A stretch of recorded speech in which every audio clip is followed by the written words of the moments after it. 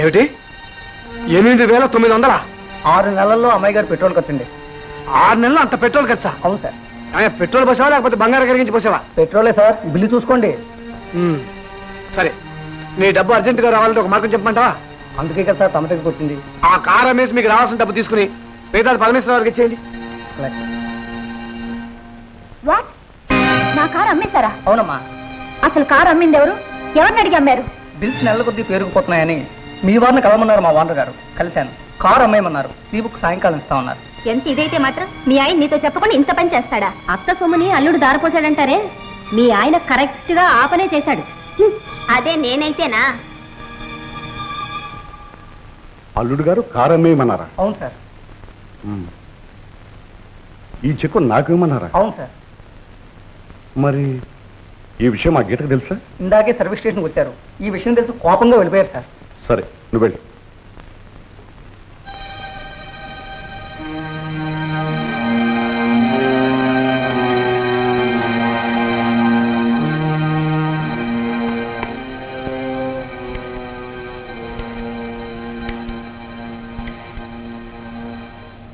Hello, arts college lecturer mister Murali is they? Staff room లో ఉన్నారా? Okay, thank you. ఏమండి, నా కారు ఎందుకు అమ్మారు? అసలు అమ్మే అధికారం మీకు ఎవరిచ్చారు?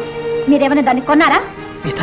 ఆ విషయాలను తర్వాత మాట్లాడుకుందాం. ముందు నువ్వు ఇంటికి వెళ్ళు. నో, ఇక్కడే తేలిపోవాలి.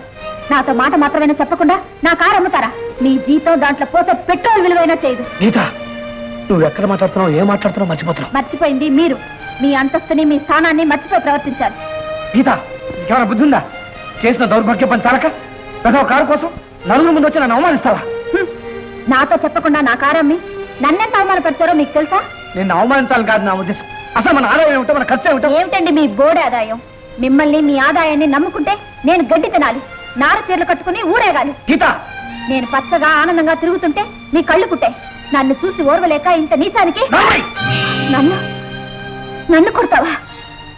నా మీద చేయి చేసుకునే స్థితికి వచ్చావా? ఈ రోజు నుంచి నీకు నాకు ఏ సంబంధం లేదు. ఈ జన్మలో మళ్ళీ నీ ముఖం చూడను. Hell with you. గీత, గీత.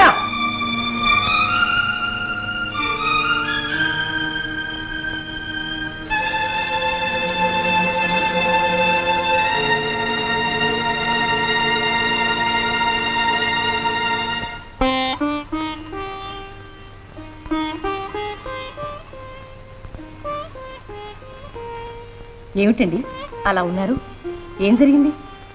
జరిగింది చాలా తక్కువ, జరగబోయేదే ఎక్కువ. మనిద్దరం ఇవాళ ఈ క్షణం నుంచే విడిపోతుంది. అయ్యో, అదేమిటండి? అవునే, నీకు తాత్కాలికంగా విడాకులు ఇస్తున్నాను. ఇదేం కర్మండి? ఇప్పుడు నేనేం చేశానని? నువ్వు కాదే, నీ పిల్లలు చేశారు చాలా ఘనకార్యాలు. చూడు, ఇక నుంచి జరుగుతున్న దాని గురించి ఆలోచించి ఆశ్చర్యపడకు. జరగబోయే దాని గురించి ఊహించుకుని ఆలోచించు. ఏమిటోనండి, మీరు చెప్పేది నాకు బొత్తిగా అర్థం కావడం లేదు. నార్మల్ ఏమే నన్నే ఎదురించే స్థితికి వచ్చావు అన్నమాట. నీకు వచ్చిన నీళ్ళు ఎవరికి వచ్చాయి? ఇదిగో, కారణాలు చెప్పకుండా మీరు ఇలా కేకలేస్తే నా పై ప్రాణాలు పోయినే పోతాయి. వదిలిపోతుంది. కారణాలు కావాలి నీకు. నెంబర్ 1, నేను ఖరీదాన్ని చేరుకుంటానంటే నువ్వు చౌకబాటు చేరుకోమంటావా? అయ్యో, నోర్మై, నేను స్నానానికి నీళ్లు తోడమంటే నువ్వు మరిపోయి నీళ్లు తోడతావా? నోర్మై, నేను ముచ్చటపడి నెక్లెస్ కొంటానంటే నువ్వు వద్దంటావా? అయ్యో రామచంద్ర, ఏమిటండి ఇది? ఏమిటి నాన్నది? ఏమిటా, మీ అమ్మకి పొగరెక్కింది, కళ్ళు నెత్తికెక్కాయి. 40 ఏళ్ళు కాపురం చేసిన తర్వాత ఈ ముసలోడు ఏం చేస్తానని కన్న కావరు. నాన్న, ఎప్పుడన్నా అమ్మను పల్లెత్తి మాట అన్నావా? ఆలు చూసుకునే నా మీద పెత్తనం చేస్తుంది. పెత్తనం నోరెత్తిందంటే పళ్ళు రాలగొట్టేస్తాను. అమ్మా, ఏమిటమ్మా ఇది? ఏమిటోనమ్మా, మీ నాన్నగారు ఇందాక ఇంటికి వచ్చిన దగ్గర నుంచి పరసలో ప్రభ ఇలా ఊగిపోతున్నారు. నాకంత అయోమయంగా ఉంది. నాన్న, ఏమిటి మూర్ఖత్వం? చూడమ్మా, ఇది భార్యాభర్తల మధ్య వ్యవహారం. జోక్యం చేసుకునే ఉంటే మాట దక్క. కానీ ఆవిడ మా అమ్మ. అందుకని ఆవిడ చేసిన వ్యర్థపాలన్నీ భరించమంటావా? నాన్న, నువ్వు ఇలా మాట్లాడుతున్నావంటే నాకే ఆశ్చర్యంగా ఉంది. ఉంటుంది. సమయం వస్తే గానీ అస్సలు బుద్ధులు బయటపడవమ్మా. ఎవరి మాట నువ్వు చెప్పేది? నా పెళ్ళం గురించి. ఇంకా ఎక్కడ నిలబడ్డావా? బయటికి. అయ్యో, ఉన్న పాటను పొమ్మంటే నేను ఎక్కడికి పోనండి. ఎక్కడికా? ఏడుతో పో. పొమ్మంటే ఎక్కడ పోవాలో అడ్రస్ కూడా నేనే చెప్పాలా? అమ్మా, నీకేం పర్వాలేదమ్మా, నేను నాను. నువ్వేం దిక్కులేని దానివి కాదు. విన్నావుగా, నీకు పెద్ద దిక్కు దొరికింది. వెళ్ళు, నిన్ను తీసుకెళ్లి నెత్తిరెక్కుతుకుని ఊరేగిస్తుంది. నాన్న, ఆఖరికి నువ్వు అందరి మగాళ్ళలా. మగాళ్ళలో మంచితనం నీకు అర్థమైంటే నువ్వు ఇంత దూరం వచ్చేదానివి కాదమ్మా. ఏమిటి నువ్వు అనేది? మా మంచితనాలు నీకు ఇప్పుడే అర్థం కావాలి. ఇంకెందుకలా నిలబడ్డావు? మీ అమ్మని అంటూ పెట్టుకుని మీ ఇంటికి వెళ్ళు. ఏమండి, అర్థం దొరికిందిగా, వెళ్ళు. రామ్మా, మా ఇంటికి పోదాం. గీత, ఏం పని మీద వచ్చావమ్మా ఇక్కడికి? నేనా? నీకేం చెప్పినా అర్థం కాదు. రామ్మా. ఏమండి, మీరు వేళకి మందులు తీసుకుంటారో లేదు, అసలు మీకు భోజనం అది సరిగ్గా జరుగుతుందో లేదో మిమ్మల్ని విడిచిపెట్టి నేను. పార్వతి, నువ్వు లేకుండా నేను ఎప్పుడైనా టిఫిన్ భోజనం చేశానా? ప్రతి పూట మన ఇద్దరం కలిసే చేద్దాం. ఆ ఏర్పాట్లు నేను చూస్తాను కదా. అమ్మాయికి అనుమానం వస్తుంది. నువ్వు పద చెప్తాను. పద. ఏం చిట్టు తల్లి, మొగుడిని వదిలిపెట్టి పుట్టింటికి వచ్చావా? అమ్మను మెడకు చుట్టానుగా, ఇహ కుదురుతుందో రాగం. పరమేశ్వర, ఇహ ప్రారంభించో దుష్ట శిక్షణ శిష్ట రక్షణ.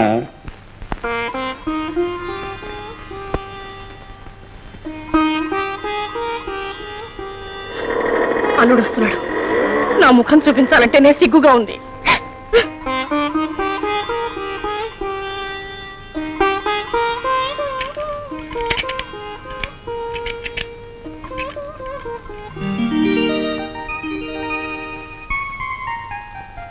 గీత, ఏమిటి ఇక్కడ కూర్చున్నావేటి? ఎంతసేపు అయింది వచ్చి? చాలాసేపు అయింది. లోపల రా. ఏమండి, మా నాన్నగారు అమ్మను వెళ్ళగొట్టేశారండి. మై గాడ్, ఎంత పని జరిగింది? మరి మా అమ్మ ఎక్కడికి పోతుందండి? అవును, ఎక్కడికి పోతుంది? మనతోనే ఉంటుందండి. నేను తీసుకొచ్చేశాను. అత్తయ్య గారు, గీత చెప్పింది నిజమే బాబు. కడుపు దించుకుంటే కాళ్ళ మీద పడుతుందని ఆయన పనులు చెప్పుకోవాలంటే నాకే సిగ్గుగా ఉంది. మీరు బాధపడకండి, నేను వెళ్ళి మాట్లాడొస్తా కదా. మీరు లోపల పదండి. బాబు పదండి.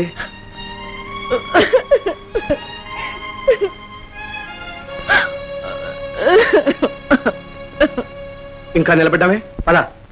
చూడండి, నేనింటికి తిరిగి వచ్చింది మీ పనులకు తలంచి కాదు, మా అమ్మ కోసం.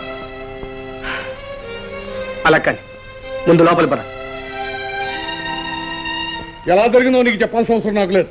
నా పిల్లాన్ని పంపించేసి హక్కు నాకుందరా. ఇన్నేళ్లు గడిచాక ఈ మొగుడు గారు నేను చెప్పినట్టు వింటాడని దాని పొగరు. అమ్మ ఒక్కనాటి అలా ప్రవర్తించడదు. ఒరే, మీ అమ్మ నా పెళ్ళం మంచితనం గురించి నీకంటే నాకెక్కువ తెలుసురా. నీ పిల్ల నువ్వు ఎందుకు పంపించేశావురా? నీ మాట లేదు కనుక. కరెక్ట్. పెళ్ళైన 10 నెలల్లో ఈ పిల్ల చేసిన పని పెళ్ళైన 40 ఏళ్ళకి ఈ భార్య రత్నం చేసిందే పొమ్మన్నాను. అంతేరా, అంతే. ఎన్నాడు కాపురం చేసినా ఆడదానికి ఆడబుద్ధి పోదు. ఏదో మొగుడితో సంసారం చేసుకున్నాం కదా అని ఉండదు. అంకుల్, మా అమ్మ గురించి ఒక మాట సహించలేను. నానేదో లేనిపోయి మనసు పెట్టుకుని పంపించేస్తుంటాడు. నీ పిల్లని నువ్వు అలాగే పంపించేశావని నేనంటే దాని విషయం వేరు. దానికి బాగా పొగరెక్కి దీనికి అంతకంటే బాగా పొగరెక్కింది. ఇప్పుడు ఆడలే కదా. నానా, నువ్వు అమ్మ గురించి ఒక మాట నావంటే పిల్లకాకేం తెలుసా ఉండేది దెబ్బలు. ఆడదానికి ఎంత వయసు వచ్చినా ఏదో పెట్టేస్తుంది పిత్తలాటకం. ఒరే, మా ఆవిడ గురించి పల్లెత్తు మాట నావంటే నీ పీక్ పిచ్చేస్తాను. ఏమిట్రా వాడు నువ్వు నన్ను పట్టుకున్నారు? అసలు ఏమిటి, ఏం జరిగింది? ఏం జరిగిందంటే చెప్తాను. అర్థమైందిలే. చెప్తాను. పెడితే పెట్టావు పిత్తలాటకం, నాకు పెట్టేస్తున్నావు. అది చెప్తాను. నువ్వు కోరుకున్నావని పెళ్లి ఒప్పుకున్నాను గాని నాకు ముందే తెలుసమ్మా అతను ఏదో ఒకనాడు ఇలా కొంప ముంచుతాడని. కట్టుకున్న తర్వాత మంచైనా చెడైనా మొగుడు పంతులే పడుండాలి గాని ఇలా మొగుడు వదిలేసి. సీత, నువ్వు నోరు మూసి లోపలికి వెళ్ళు. చెల్లెలికి తగ్గన్నయ్యే, మిమ్మల్ని చూసుకునే ఆవిడ ఇలాంటి ఆటలాడుతోంది. నువ్వేం బాధపడకమ్మా. కాదు పొమ్మంటే అయిపోయింది అనుకుంటున్నాడు. అతను కోర్టుకి ఏడిపించి 3 చెరువులు నీళ్లు తాగిస్తాను. అన్నయ్య, అలాంటి పిచ్చి పనులేం చెయ్యొద్దు. చెయ్యక నిన్ను ఇలా అవమానించి వాళ్ళు కొడితే చేతులు ముడిచి కూర్చుంటాను అనుకున్నారా? అన్నయ్య, నన్ను అర్థం చేసుకోవడానికి ప్రయత్నించు. ఆయన్ని వీధిలోకి ఇచ్చి అవమానించే దౌర్భాగ్యానికి నన్ను దింపుకో.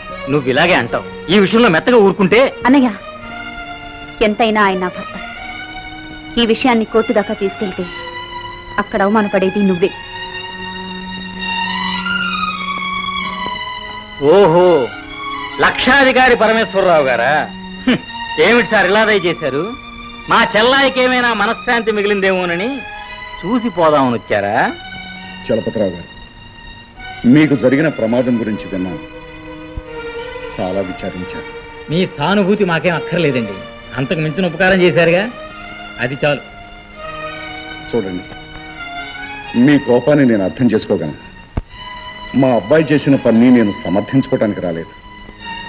అమ్మాయి ఎక్కడున్నా మా కోళ్ళే నేను చెప్పడానికి. ఏం గొప్పతనం అండి. నువ్వు రోడ్డు మీద అడుక్కు తిన్నా పర్వాలేదమ్మా, కానీ నువ్వు మాత్రం పరమేశ్వరరావు గారు కోడలువేనని చెప్పడానికి వచ్చారు. ఎందుకండి ఆత్మవంచన? బిడ్డ తల్లి కాబోతున్న కోడల్ని వీధిలోకి నెట్టి.